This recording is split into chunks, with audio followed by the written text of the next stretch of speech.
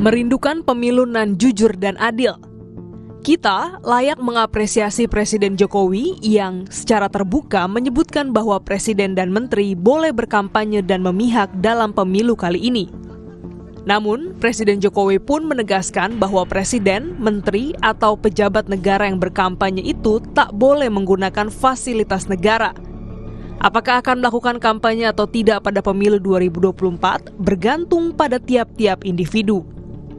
Penegasan Presiden itu pada hari Rabu di Pangkalan TNI Angkatan Udara Halim Perdana Kusuma, Jakarta memiliki landasan hukum, yaitu Pasal 299 Ayat 1 Undang-Undang Nomor 7 Tahun 2017 tentang Pemilu.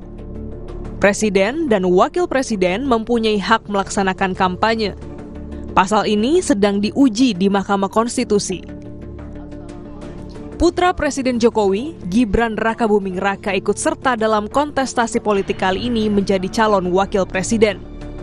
Namun, Pasal 281 Ayat 1 Undang-Undang Pemilu menegaskan, kampanye pemilu yang mengikut sertakan presiden, wapres, menteri, dan atau kepala daerah harus tidak memakai fasilitas dalam jabatannya kecuali pengamanan. Penyelenggara itu juga harus menjalani cuti di luar tanggungan negara. Terkait penyelenggaraan pemilu, Konstitusi negeri ini menegaskan pemilu dilaksanakan secara langsung, umum, bebas, rahasia, jujur, dan adil setiap 5 tahun sekali.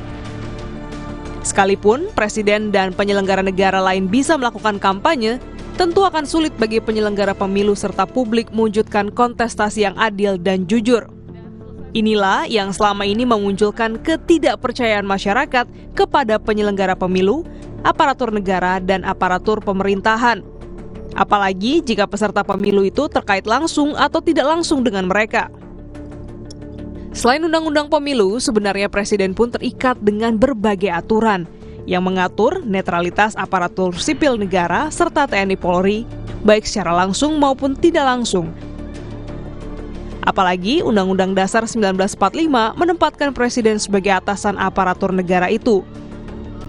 Penafsiran ini bisa saja diperdebatkan.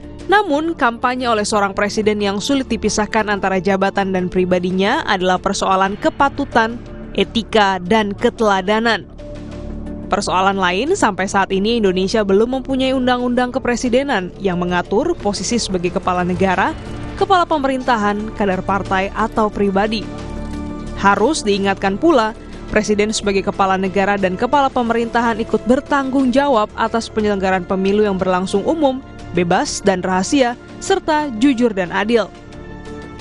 Belum lagi, masih ada ketetapan MPR nomor 11 tahun 99 tentang penyelenggara negara yang bersih, bebas dari korupsi, kolusi, dan nepotisme. Ketetapan MPR ini mensyaratkan penyelenggara negara, eksekutif, yudikatif, dan legislatif harus jujur, adil, terbuka, terpercaya, dan mampu membebaskan diri dari praktik KKN. Janganlah karena seperti pepatah Jawa, ingin memiliki sesuatu yang bukan haknya sehingga melupakan segala sesuatunya. Pemilu yang jujur dan adil di negeri ini masih harus terus kita rindukan.